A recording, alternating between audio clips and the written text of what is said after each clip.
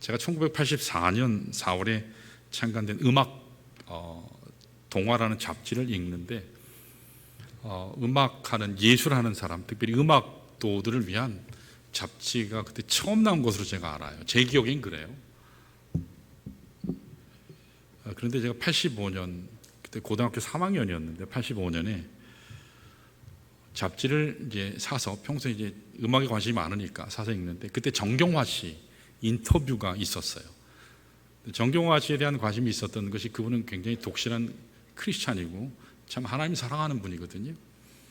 이 정경화 씨는 1961년 미국에서 공부를 시작하면서 1967년 대단한 분이죠. 67년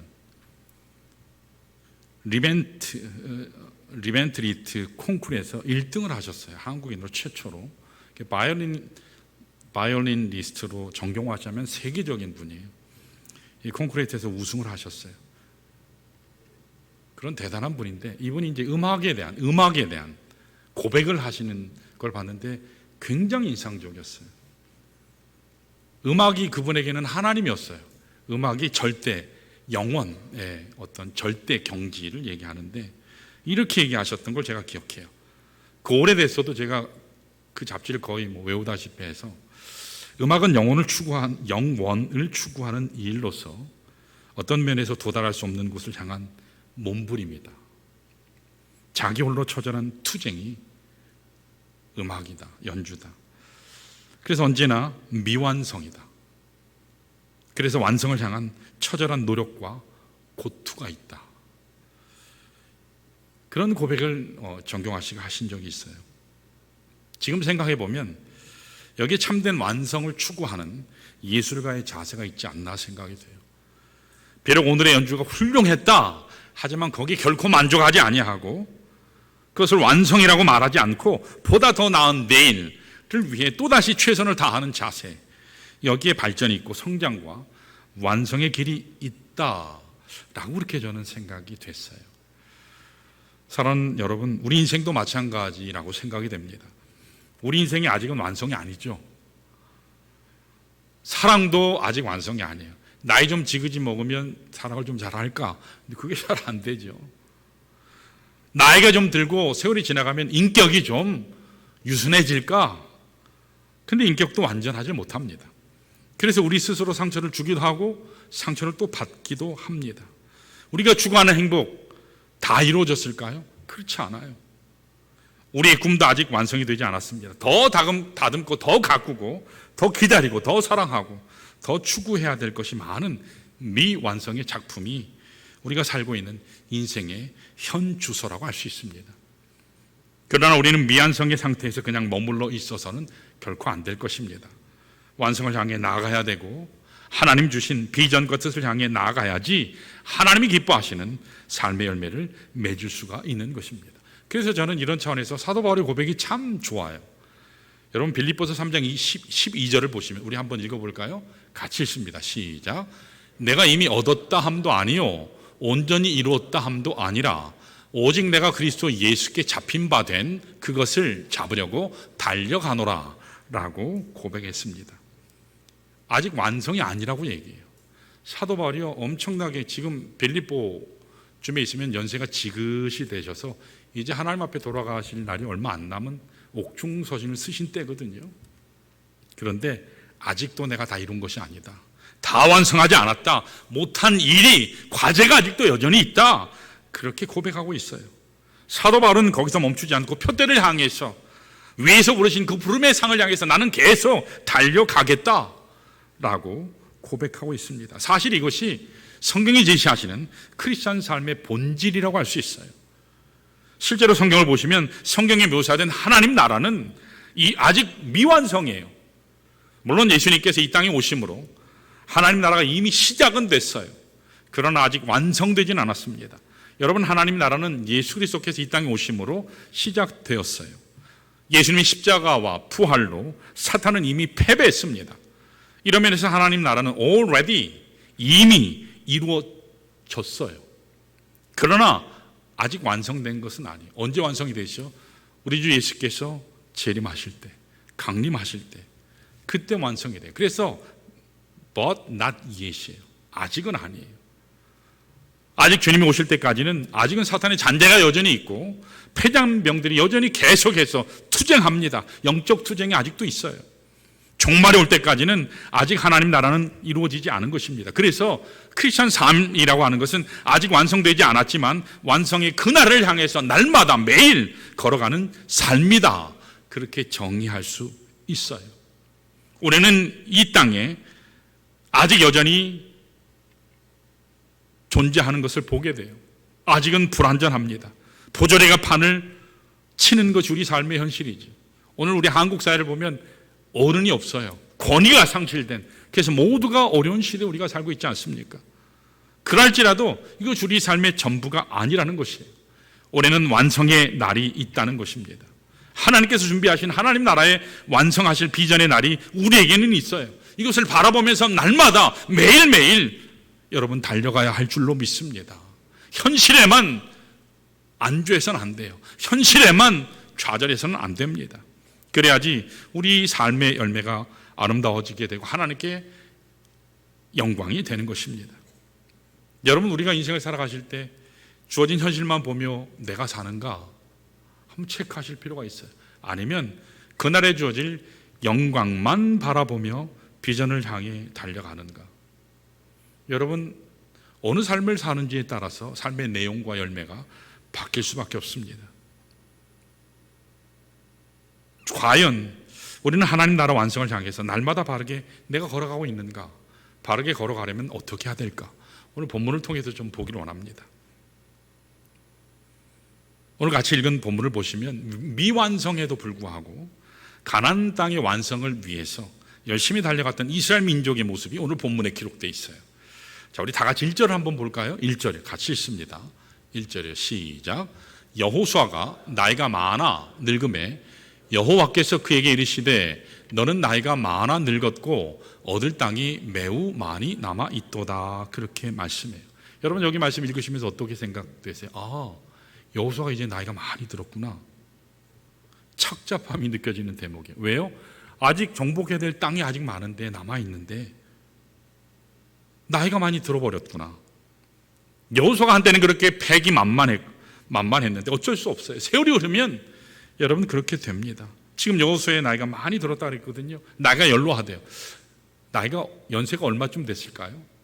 정확하게는 우리가 성경에 기록되어 있지 않기 때문에 알지 못하지만 여호수아서 24장에 보면 그가 땅 분배를 다 마치고 주님 앞에 돌아갈 때가 110세라 그랬어요. 그래서 추정하기에 이쯤 됐을 때는 한 100세 정도 되지 않았을까 생각이 돼요. 우리가 흔히 여호수아와 갈렙이 항상 같이 이름이 거명되니까 연배가 같은 줄 알아요. 1세대에서 유일하게 남은 두 사람이니까 나이가 비슷한 줄 아는데 여러분, 갈렙은 이제 겨우 85세예요. 그런데 여호수아는요 몇 세요? 100세예요. 아직 한참 선배라고 할 수 있죠. 자, 이와 같이 여호수아의 몸이 늙고 나이는 많아졌는데 문제는 아직도 정복해야 될 땅이 많이 남아 있다라는 얘기예요. 제가 이렇게 말씀드리면 여러분들이 반문을 하셔야 돼요. 지난주에 우리 말씀 같이 들었잖아요. 반문을 하셔야 돼요. 아니, 반문할 게 없는데요. 반문을 하셔야 돼요.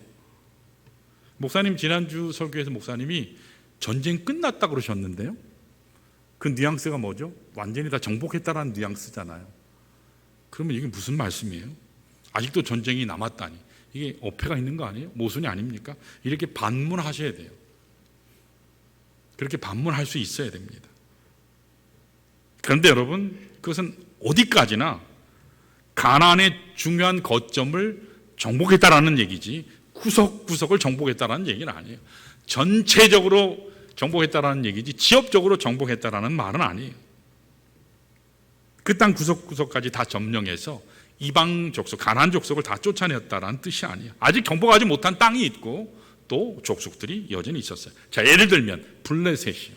블레셋 여러분 잘 아시잖아요. 이스라엘을 계속 괴롭힌 족속이죠. 이 블레셋은 여전히 남아 있었어요. 지중해 서쪽 해안 지역에 살던 막강한 이 족속이죠. 5개의 성읍이 그대로 있었어요. 아시는 대로 9일 블레셋이 이스라엘을 가장 많이 괴롭히는 주적이 되죠.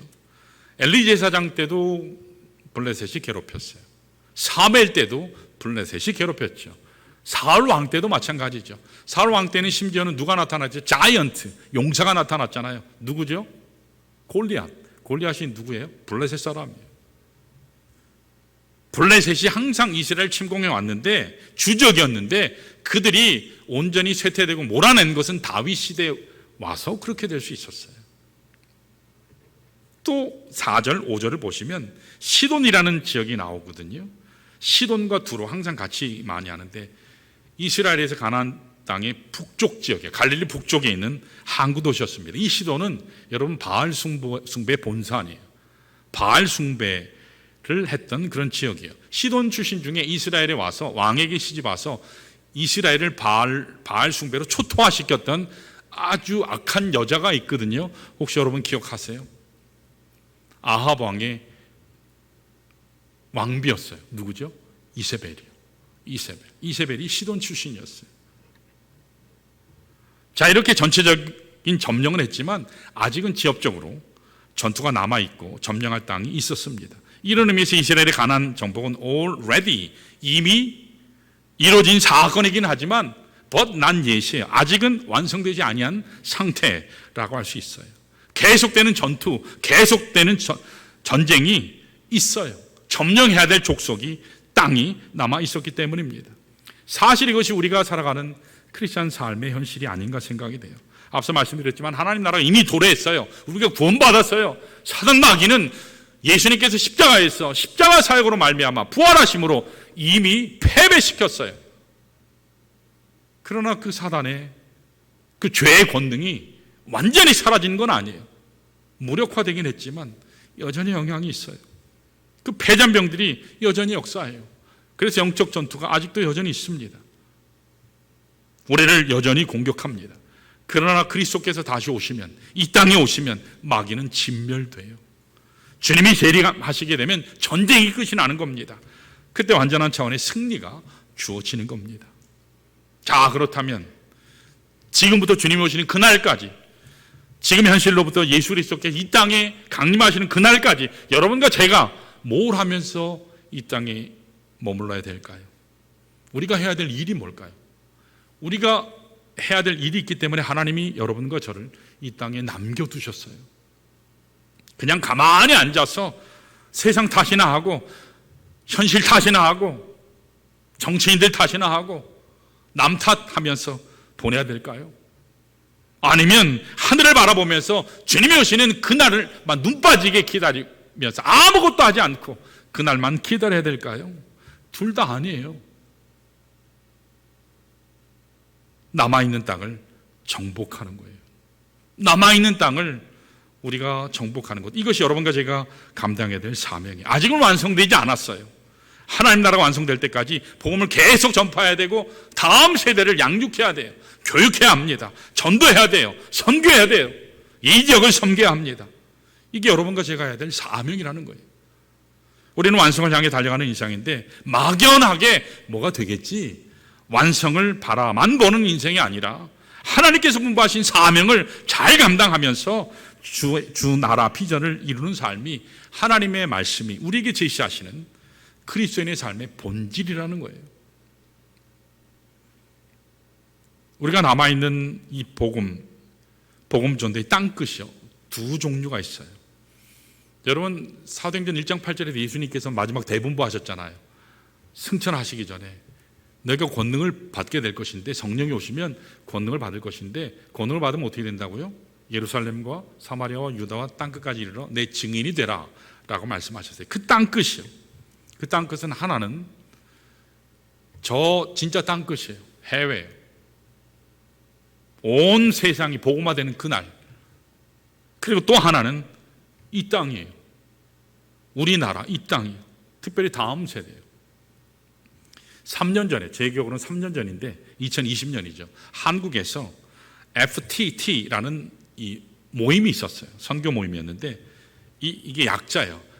Finishing the Task라는 모임이 있었어요. 그게 FTT예요.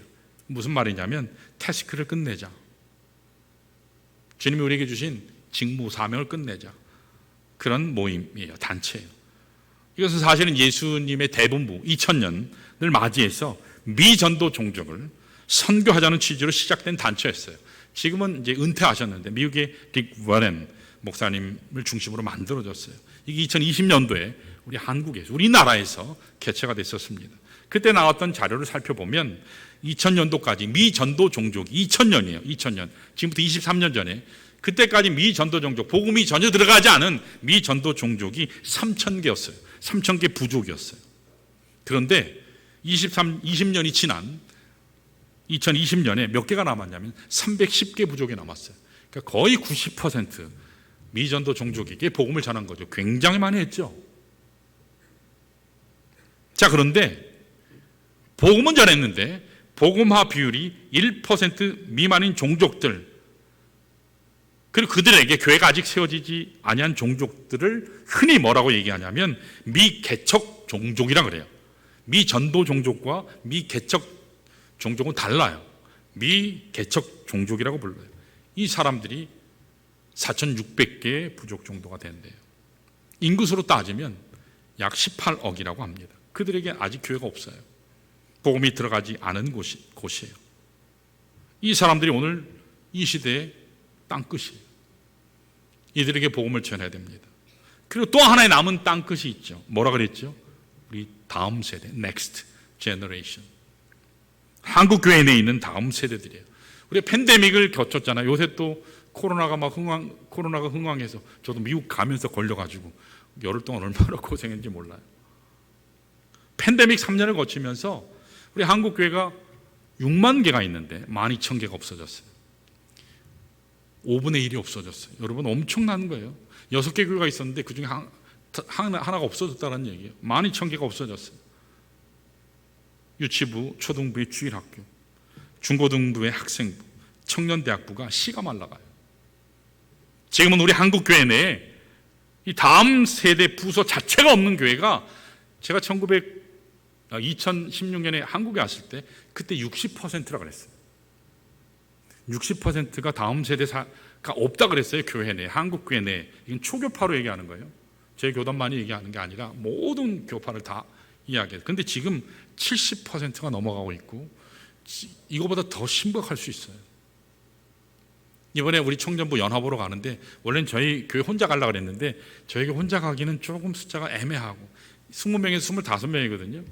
그래서 이제 우리 청년부 부장집사님이 이제 연락을 해가지고 컨택을 했는데 장로교회 친한 절친인 목사님과 연락을 해서 했는데 거기 교회도 많지 않거든요. 한 10여 명이에요. 근데 또 다른 2개 교회도 우리도 같이 가 8명, 10명 그래요. 그래서 이번에 50명이 가거든요. 없어요. 청년부가 없어요. 대학부가 없어요. 학생부가, 주일학교가 없어요. 우리가 복음을 땅끝까지 전해야 돼요. 복음을 해외에 땅끝까지 전해야 돼요. 미전도 종족에게 전해야 돼요. 미개척 종족에게 복음을 전해야 돼요. 하지만 우리가 해외 선교하고 지금까지 말씀드린 그 종족에게 복음 전하고 그들을 위해서 교회를 세우는 일을 지속하려면, 계속하려면 여러분 우리 안에 목회자들, 우리 안에 전도자들, 선교사들이 양육돼야 돼요. 양육이 돼야 돼요. 언제까지요? 주님 오시는 그날이요. 그래서 이 사역이 병행돼야 돼요. 그래서 지난달에 여름 성경학교, 그리고 이번 주 금요일부터 시작되는 학생부 수련회, 그리고 8월 13일에 시작되는 우리 대학원 대학에 이천에서 있죠. 청년부 수련회가 그래서 소중하고 굉장히 중요한 거예요. 여러분 20년 후에도 우리 교회가 남아있을까요? 그 확신이 없나 봐요. 여러분 20년 후에도 우리 교회가 남아있을까요? 우리 교회가 남아있어야 돼요. 그렇죠? 언제까지요? 주님 오시는 날까지. 정말로 수많은 이들의 수고와 헌신과 순교에 의해서 우리 교회가 지켜졌어요. 그냥 세워진 게 아닙니다. 교회를 크게만 짓는다고 남에게 보이기 좋게 하기 위해서 교회를 크게 짓는 게 아니죠. 하나님의 복음을 전하기 위해서, 죄의 사랑을 나누기 위해서 우리가 교회를 크게 지은 거예요. 그러려면 다음 세대를 통해서 우리의 아들, 딸들, 넥스트 제너레이션이요. 그들이 세상에 빠지지 않냐고 하나님의 사역, 그리고 세상을 호령할 수 있는 그리스도의 문화를 이 땅에 꽃피우게 하는 이 사역이 너무너무 중요해요. 그래서 오늘 말씀을 통해서 과연 여러분과 제가 아직 완성되지 않았지만 하나님이 분부하신 사명을 잘 감당하고 주의 비전을 실제적인 차원에서 성취하려면 과연 뭘 해야 될까? 오늘 준비한 설교를 다 하면 아마 12시 반에는 끝나야 될 거예요. 그러면 성도들이 많은 인내를 하셔야 되기 때문에 제가 이번 주에 다음 주에 나눠서 2주를 준비했어요. 그래서 불안해하지 마시고 끝까지 함께 말씀으로 나아가시기 바랍니다. 자, 우리 완성의 날을 향해 달려가려면 오늘 2가지만 할 거예요. 자, 우리 따라할까요? 첫 번째, 계승해야 한다. 여러분, 이게 계승의 원리예요. 계승이요. 여러분, 이 계승의 원리를 알아야지 하나님 나라의 완성을 위해 나아갈 수 있어요. 여러분, 하나님 나라는 한 세대로 이룰 수 있는 게 아니에요. 한 세대가 있으면 그 다음 세대로 계속 바통이 넘어가야 돼요. 계승이 돼야 돼요. 그래야지 하나님 나라 비전이 이루어지는 것입니다. 오늘 본문의 여호수아의 나이가 지금 100세가 넘었다고 그랬죠. 이 노고를 이끌고 돌아가서 다시 정복할 때까지 전쟁을 해야 될까요? 이건 불가능해요. 100세가 무슨 전쟁을 합니까? 그래서 하나님께서 100세가 넘은 이 여호수아 혼자 일을 감당하지 않고 일임하지 않고 하나님께서 한 가지 계획을 준비하셨어요. 그 6절에 나와요. 우리 한번 읽어볼까요? 6절이요. 같이 읽습니다. 6절 시작. 또 레바논에서부터 미스르봇 마임까지 산지의 모든 주민 곧 모든 시돈 사람의 땅이라. 내가 그들을 이스라엘 자손 앞에서 쫓아내리니 너는 내가 명한 대로 그 땅을 이스라엘에게 분배하여 기업이 되게 하되 라고 말씀했어요. 여기서 하나님께서 2가지 플랜을 얘기하세요. 그 한 가지는 뭐냐면 내가 그들을 가나안에 있는 족속을 이스라엘 앞에서 다 내쫓겠다. 하나님이 개입하시겠다. 그 말씀이에요. 하나님이 싸우시겠다.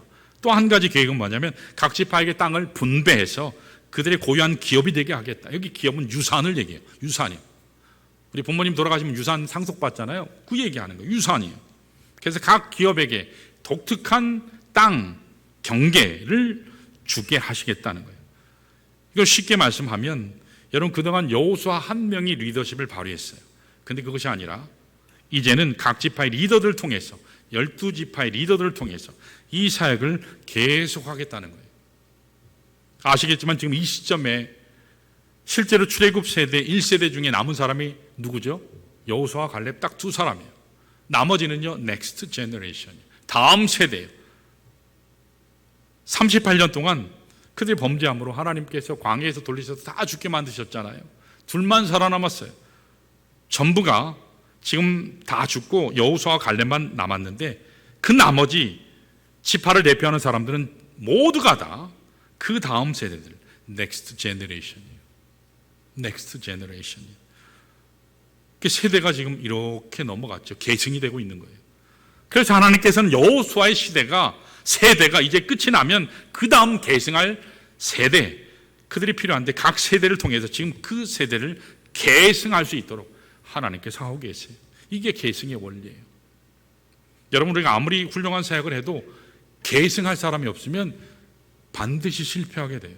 미국 속담에 재미있는 이야기가 있어요. 계승자가 없는 성공은 실패다.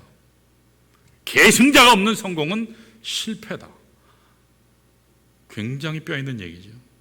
여러분, 하나님 나라를 만드는 것도 마찬가지예요. 훌륭한 사역을 아무리 했더라도 앞선 사역자가 아무리 훌륭해도 그것을 이어나갈 계승자가 없으면 결국은 중단되는 거죠. 단절되는 거예요. 결국은 실패예요. 남아있는 땅을 계속해서 정복해 나가는 계승자가 세워지지 않으면 하나님의 꿈은 이루어질 수 없어요. 비전은 중단되는 겁니다. 하나님의 나라는 중단되는 거예요. 인도의 선교 역사를 보시면 인도의 최초의 선교사로 가신 분이 누구냐면 윌리엄 캐리예요.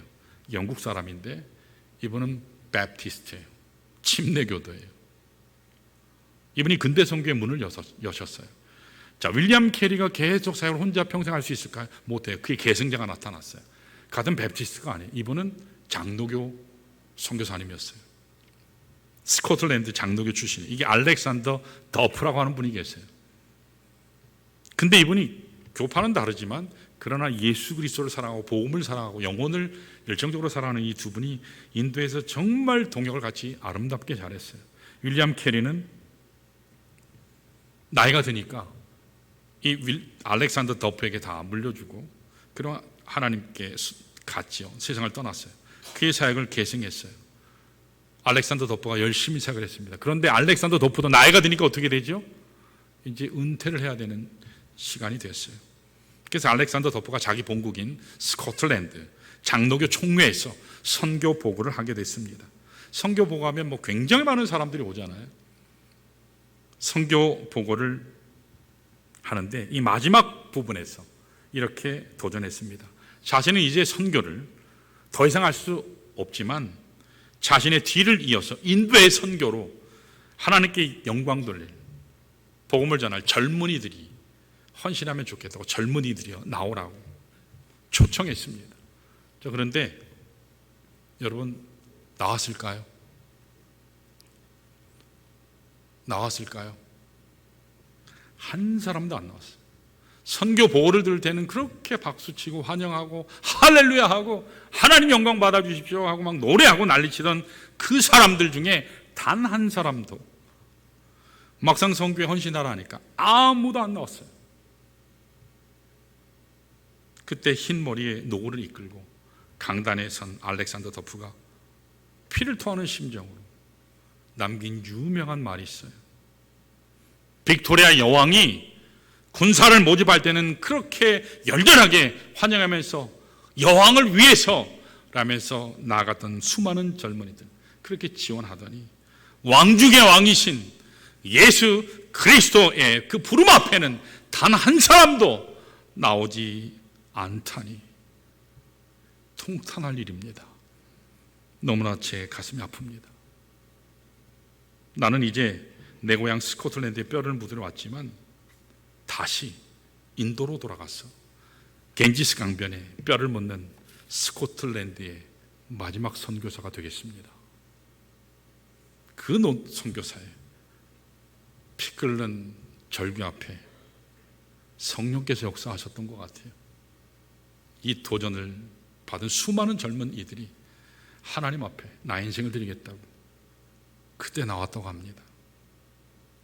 사랑하는 여러분, 하나님 사역 선교라고 하는 것은 말만 되지 않아요. 계승이 필요합니다. 앞서간 사람이 헌신한 것을 이어받을 수 있는 계승자가 있어야 돼요. 참된 하나님 나라 비전이 그래야 이루어지는 거예요. 저희 교회도 마찬가지잖아요. 항상 앞에서 일하는 그분만 계속 일하면 어떻게 될까요? 머리가 희긋희긋해서 환갑이 지나고 7순이 지나고 8순이 지나셨는데도 계속 서 계시면 어떻게 될까요? 물론 저는 그렇게 하시라고 해요. 주님 앞에 우리는 은퇴가 없거든요. 그렇죠? 은퇴가 없잖아요. 물론 담임 목사는 은퇴가 있어요. 그럼 우리 성도들은 은퇴가 없어요. 아멘? 예, 갑자기 숙연해져요. 여러분 성도들에게는 은퇴가 없는 줄 믿습니다. 여러분 하나님 앞에 가서 뭐라 그럴래요? 띵가띵가 놀다 왔어요 그러실래요? 뺀질뺀질하다 왔어요 그러실래요? 아니요. 여러분 우리 사역도 마찬가지고 선교도 마찬가지고 비전도 마찬가지고 계승자가 많이 나와야 돼요. 여러분 예배 사역도 마찬가지고 우리 방대호 집사님 찬양 열심히 하고 또 우리 윤명 집사님 지금 다 50이 넘었죠. 나이를 공개하면 실례인데 그렇죠? 박정희 집사님은 아직 아닌 걸로 알고 여러분 10년 지나면 다 환갑들이에요. 다 시간이 지나면서 예배 사역도 교육 사역도 지구부 사역도 어와나 사역도 여러분 선교 사역도 전도 사역도 우리 식당 사역도 마찬가지죠. 주차 차량 많은 영역의 사역들이 있습니다. 여러분 계승하시기를 바라요. 함께 하셔야 돼요. 그래야 하나님 나라의 완전한 비전을 성취할 수 있습니다. 그러려면 계승의 원리예요. 자, 두 번째로 한 가지입니다. 다 따라할까요? 분담해야 한다. 여러분 이 참여해야 돼요. 여러분 하나님께서 우리에게 반드시 믿는 자에게 구원받은 자들에게는 성령께서 반드시 주시는 은사가 한 가지 이상은 있어요. 이걸 뒤집으면 뭔지 아세요? 절대로 교회는 구경꾼이 있으면 안 된다 그 말이에요. 하나님이 주시는, 내가 구원받았는데 천국만 가면 된다? 아니에요. 전적인 은혜로 하나님이 우리에게 구원은 주시지만 하나님의 교회를 세우라고, 복음 전하라고, 영혼을 케어하라고, 섬기라고 하나님께서 우리에게 은사를 주셨어요. 그 교회 세우라고 주신 거예요. 영혼을 섬기라고 주신 거예요. 근데 은사는 개발하지 않고, 저는 은사가 없는데요, 은사가 뭔지 모르겠어요. 심각하게 생각하셔야 돼요.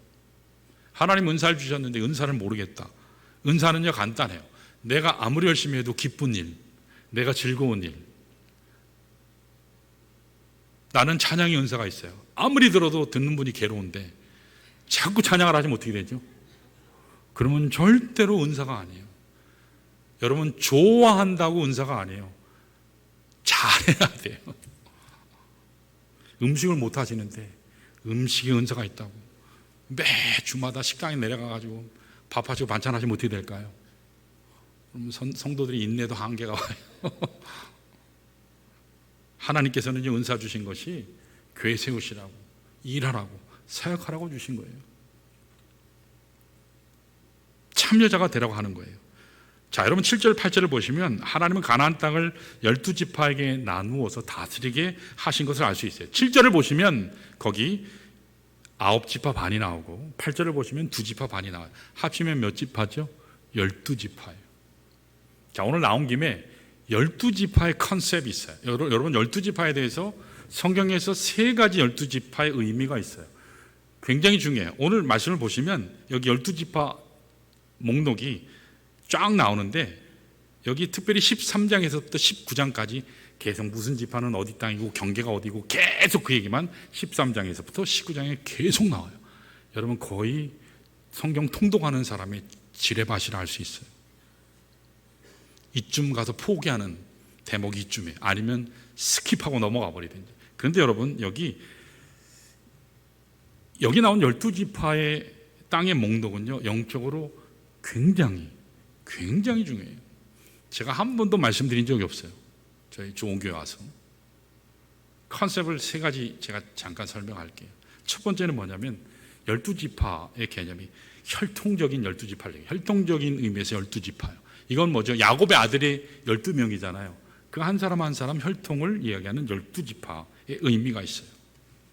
그래서 이 혈통적인 12지파 안에는 요셉이 이름이 들어가요. 요셉이요. 자, 그런데 오늘 여기 본문에 나오는 12지파, 이 땅 분배하잖아요. 근데 이것은 종교적인 의미의 12지파예요. 이 땅 분배 이후에 기업을 받은 12지파를 말하는데, 그래서 오늘 본문을 기점으로 해서 앞으로 등장하는 이스라엘의 12지파는 사실 종교적인 12지파를 이야기해요. 그런데 여기에는 요셉의 이름이 없어요. 요셉의 이름이 없어요. 레위 지파의 이름도 없어요. 그럼 두 지파가 없잖아요. 대신 들어간 2 이름이 있죠. 그 2 이름이 뭐냐면 요셉의 아들 이름 2이 들어가요. 므낫세와 에브라임이요. 그러니까 여러분 12지파라 해도 이름이 조금씩 달라요. 그래도 이건 뭐지? 이건 뭐지? 여러분 의문을 가지고 보실 수 있거든요. 또 마지막 한 가지는 뭐냐면 요한계시록 7장에 보면 거기 또 12지파 이름이 나오거든요. 그는 마지막 때 복음 전도하기 위해 선택된 12지파예요.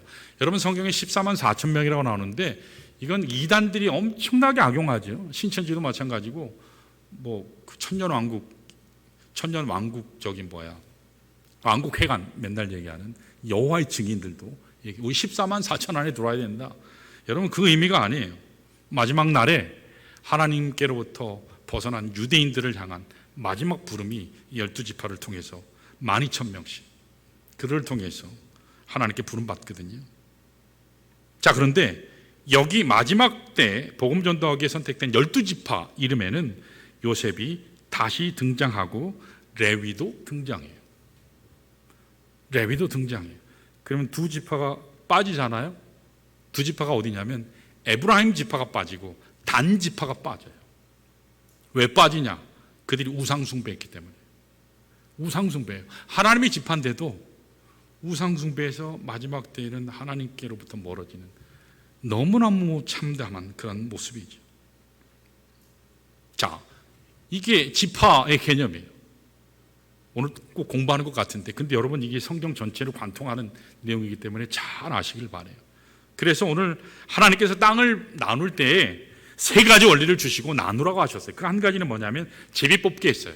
제비뽑기는 하나님이 개입하시겠다는 거예요. 하나님의 뜻을 반영하겠다는 거예요. 또 한 가지는 숫자를 따라서 그 지파 수에 따라서 인구 수에 따라서 땅을 분배했어요.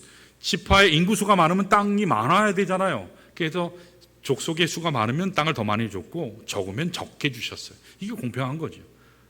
또 한 가지는 뭐냐면 창세기 49장에 보면 야곱이 마지막 하나님께로 부름받을 때 아들 12를 놓고 축복기도 하시거든요. 그런데 그 축복기도 하는 그것을 반영해서 땅을 나누게 했어요. 마구잡이로 땅을 분배한 게 아니에요. 하나님의 뜻을 따라서 믿음의 분량을 따라서 나눈 것입니다. 여러분, 하나님의 일을 하는 것도 마찬가지예요. 혼자 할 수 없어요. 같이 하셔야 돼요. 함께 해야 돼요. 여러분 기도하실 때 주의하실 게 한 가지가 있어요. 하나님, 우리가 목사님이 사역하시는데 그 목사님 사역 잘 돕게 하옵소서. 이게 반은 맞고 반은 틀려요.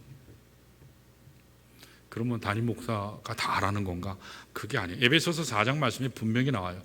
목사는 성도를 온전케 하고 봉사하게 하여. 여러분, 봉사하게 하고라는 말은요, 사역하게 하고라는 말이에요. 처음에 목사가 개척하고 할 때는 목사가 북치고 장구치고 다 해야 돼요. 그러니까 어느 정도 세워지면 계속 세워야 되는 거예요. 위임하는 거예요. 이게 분담하는 거예요.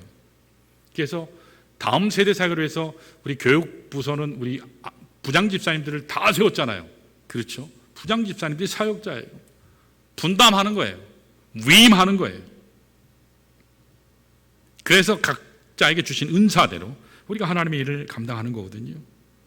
그래서 나에게 주어진 은사가 크든 작든 상관하지 않고 모든 그리스도인들이 다 참여자가 될 때 하나님 나라 꿈이 이루어지는 겁니다.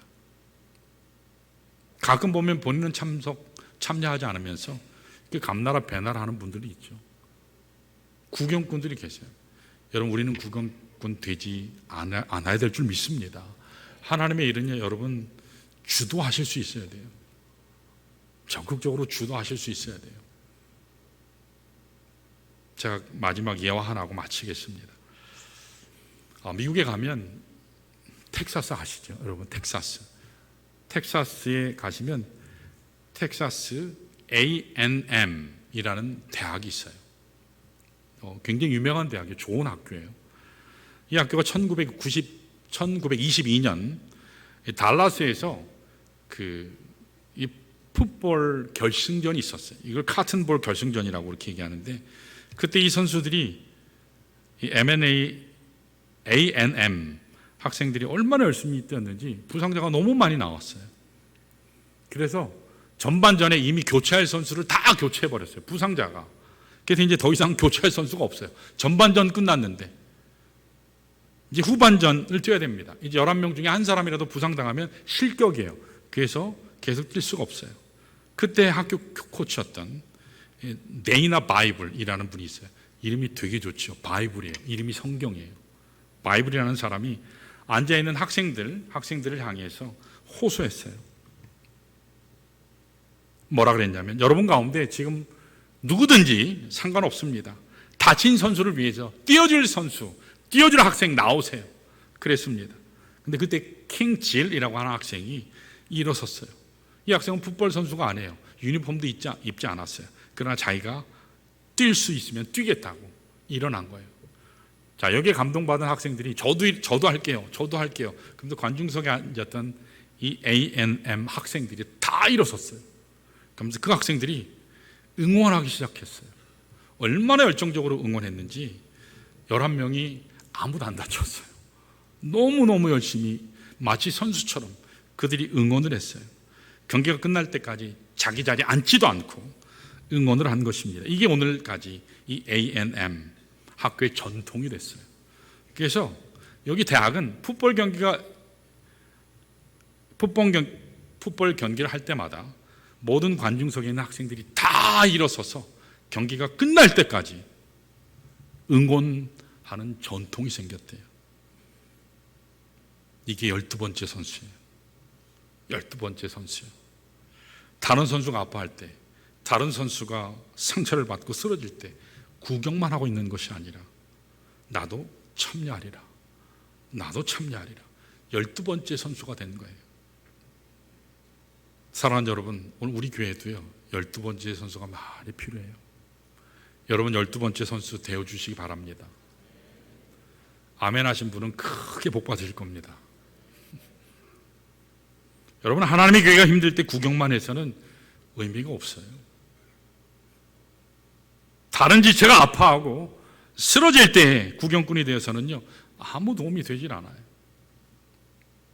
예수님이 탄식하시며 우실 때 누가 갈고 누가 일을 행할고 탄식하시며 우시는데 멀리 서서 구경만 하는 것은요 아무 도움이 안 돼요. 주님, 내가 여기 있습니다. 나를 써주십시오. 제가 부족하지만 주님 쓰신다면 제가 하겠습니다.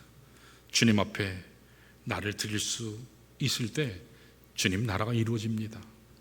여러분 모두가 구경꾼 되지 말고 참 제자 되시기를 축원합니다. 그래야 하나님 나라의 몫을 감당할 수 있어요. 하나님 나라 비전에 참여하는 자가 돼야 합니다. 그래야 주님 오실 때 우리가 받을 상급이 있지 않겠습니까? 이 땅에 사는 동안 요리조리 서성거리기만 하면, 그러다가 천국 가면 여러분 뭐 받을 수 있는 게 있을까요? 하나님 기뻐하실까요? 정말 내가 하나님을 사랑한다면 하나님께 드릴 게 있어야 돼요. 여러분 삶을 드리시고 시간을 드리시고 물질을 드리시고 또 재능을 드리셔서 참여자가 되셔야지 하나님 나라 비전이 완성되는 거예요. 여러분 하나님 나라의 꿈을 정말 이루기를 원하면 계승자가 필요해요. 참여자가 필요합니다. 여러분 12번째 선수가 되시기를 바랍니다. 이 시간에 모두 일어나셔서 우리 말씀 기억하면서 함께 우리 찬송가 501장인데 너시 오나 이 소식 전파하라. 곧 전하라. 구원의 소식을 널리 전하라. 우리 넥스트 제너레이션, 다음 세대에게 온전한 복음을 전할 수 있어야 돼요. 여러분 가장 우리 자손들을 향한 축복된 것은요 복음 전하는 거예요. 생명 전하는 거예요. 하나님 나라 가치를 심어주는 거예요. 그보다도 더 귀한 것이 없습니다. 이 시간에 우리가 하나님 앞에 너시오나 이 소식 전파하라. 우리 손들고 하나님 앞에 같이 찬양하겠습니다.